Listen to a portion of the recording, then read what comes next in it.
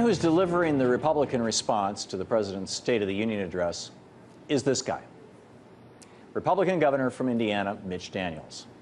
And the thing all Americans should know as they listen to his speech is that he's a great multitasker.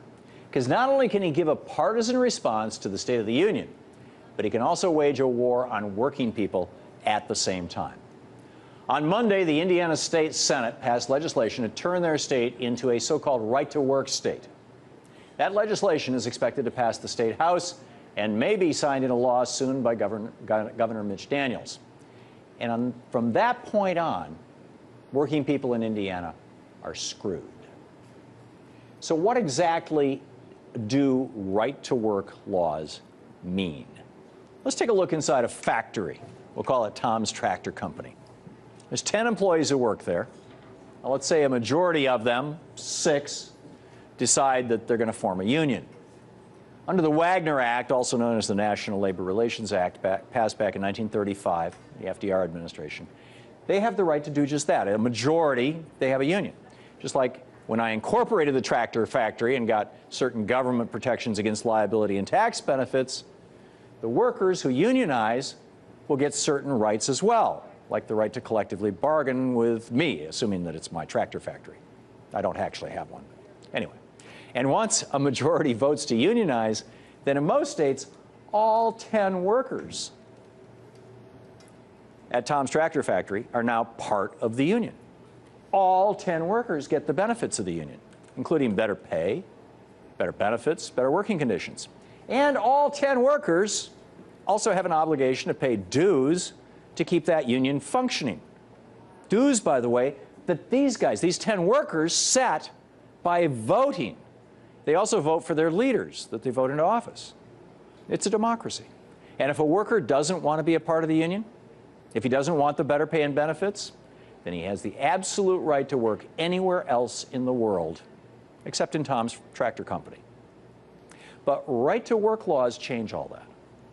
Under right-to-work laws, which came into existence in 1947 under the Taft-Hartley Act, when it was passed by Republican House and Senate over the veto of President Harry Truman, when a majority of workers vote to join a union and the shops gets unionized, those who don't want to pay union dues don't have to, even though they get the benefits of all the bargaining and all the other work that the union does for them.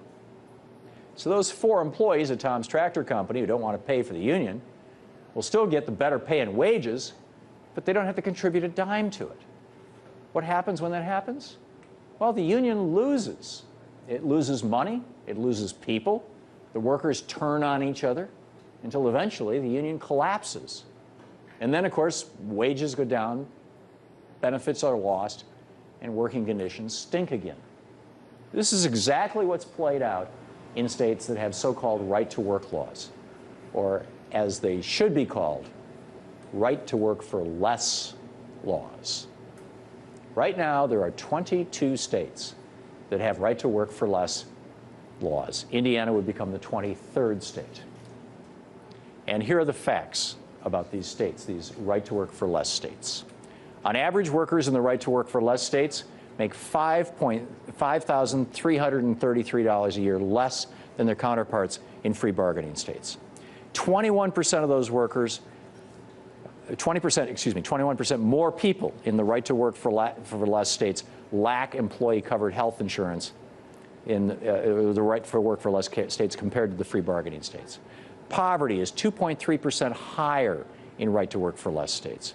And looking at numbers from the Bureau of Labor Statistics, incidents of workplace deaths and injury are 51% higher in the right-to-work-for-less states than in states that don't have the right-to-work-for-less laws. So basically, you have a right to work for less, a right to work without health care, a right to work in poverty, and a right to work in a dangerous environment thanks to laws like Mitch Daniel will probably be signing later this week that they call right to work. And here's what's really troubling. Once Indiana passes this law, it'll be the first state in this region, the manufacturing belt, to pass a right-to-work-for-less law. And this is where unions were born, actually up into Wisconsin as well. It's becoming the place where unions are dying now. And as a result, the middle class is dying. As this chart shows, as union membership has declined in America, so too has the middle class's share of annual income. We need to put an end to this war in unions. Just recently in Wisconsin, we saw the power.